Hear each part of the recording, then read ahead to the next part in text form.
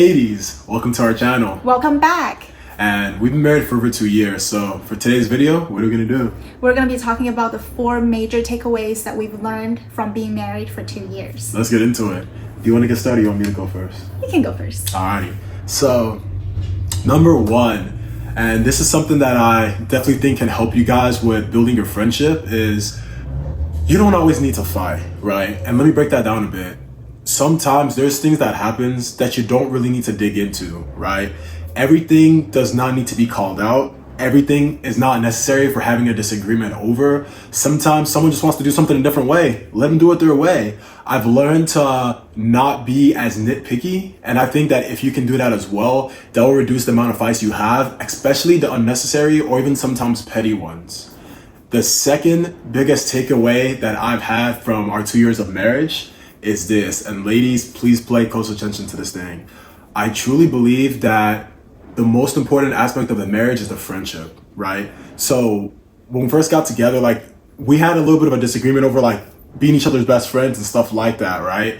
But we've learned more and more that the foundation for how happy the marriage is, how successful it is the friendship aspect. Meaning that if you guys are friends, not just being romantic, not just, having these other areas, those are important, but the friendship aspect, that boosts all the other areas on steroids. Because the intimacy is better when you're closer friends, the understanding is better when you're closer friends, even resolving conflict. And bonus, you actually can resolve most of the conflict in your marriage. Just because you guys are 2 different people and you guys have key differences doesn't mean you always have to butt heads, but I've also learned to accept the differences, right? But please focus on that friendship, build it, and it'll help you propel you on all the areas of the marriage. Those are the 2 biggest takeaways. I have more questions for you. So you're talking about some things don't need to be brought up, some things don't need to be discussed over. I want to know what should be discussed over and what are things that should just be overlooked. I feel like if it's something that you feel like I don't need to really talk about it, let's say for example that maybe food is cooked and it's it's a little burnt. It's those type of things that don't really matter.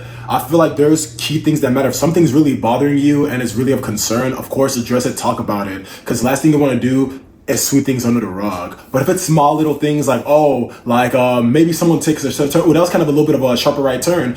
I'm just saying those small little things that don't always need to be talked about are the things that I would avoid, especially if you feel like it's not really necessary, really adding value. Those are things I'm talking about. I hear you. So yeah, what I've learned, something really important is marriage is not about perfection. It's about improving and learning to have grace for one another. He talks to me all the time about having grace because I'm the type of person I'm expecting things to be just, for lack of a better term, perfect. I'm not expecting everything to be sunshine and rainbows, but I do expect him to, I do hold him at a certain standard. And when sometimes he doesn't, he doesn't hit those standards that I have for him, I tend to be really upset with him and be a little bit more harsh on him instead of giving grace. And what I've learned in 2 years of being married is grace is really important. If you want to receive grace when you've done something wrong, because we have all made mistakes, if you expect grace to be given to you, it's important that you also try to give other people grace as well when they disappoint you. Also try to forgive and have grace, because the shoe is going to be on the other foot. There's bound to be a time that you do something wrong, you say the wrong thing, or you you make a mistake. So it's important to give and take in a marriage, and to forgive and to have grace. And ladies, one thing I want to say is make sure that you're okay with the same standard that you're giving your husband, him giving it towards you at the same time. Because just like you said, if it's something to where the grace is low on one side, don't expect it on the other side too. Because you have to understand that you do build a certain culture based on what you give. Because it is a give and a take, not just a take or not just a give. So if you want things to be really nice when you mess up, be really nice, or not nice, but be kind when the other person messes up too. And just understand that thing about being human beings and working towards being better and not expecting things to always be 100% on point. You can still talk about it, but how you talk about it, because the Bible says truth and love, not just truth and harshness. Because if that's what you do, if he does it back to you, don't be getting mad because you did it to him first. So yeah, it's always good to speak the truth, but it's really important how you deliver that truth, because truth can hurt or truth can set you free.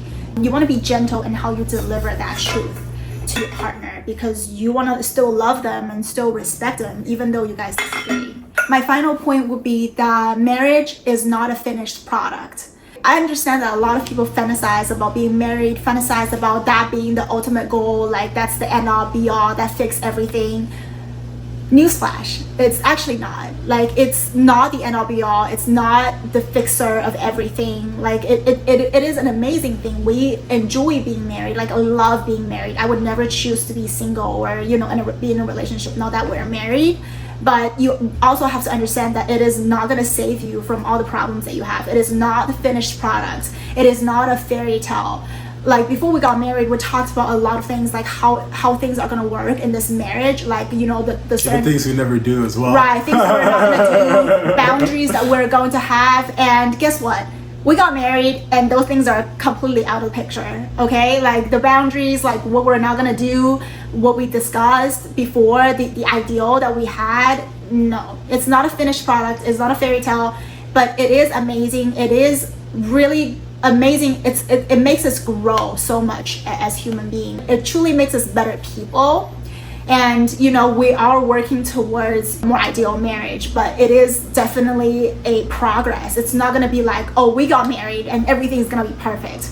If you have that kind of expectation about your marriage, yeah, it's a very dangerous thing to do. And one thing I'll say is be open to different seasons, because what you'll realize is you don't have it as together as you think you do, right? Mm-hmm. Because in certain fights, certain sides of you will come out that you didn't see before, and it'll be like, oh wait, I thought you said, you know, you don't do that anymore. Yeah. Like, there will be certain things that come out that you didn't think were there. So just keep in mind that being married is different from dating, right? It's a whole different thing when it's official, because you will definitely see on both sides aspects of yourselves that maybe you thought you're already over, you're already healed from, and you'll do certain things that you might even question, and it'll give you an opportunity to learn more and grow more together. So be open to growing more together, and know that, in my opinion, marriage is where a different level of growth starts, not the finished product, right? Amen. That's a really good point. Alrighty, I hope this video is helpful for you guys. Maybe we will have a second part to this video, because there's just so much more we can share about being married for 2 years. But this is this is it for this video. So you guys take it easy. Y'all stay blessed. Peace. Peace.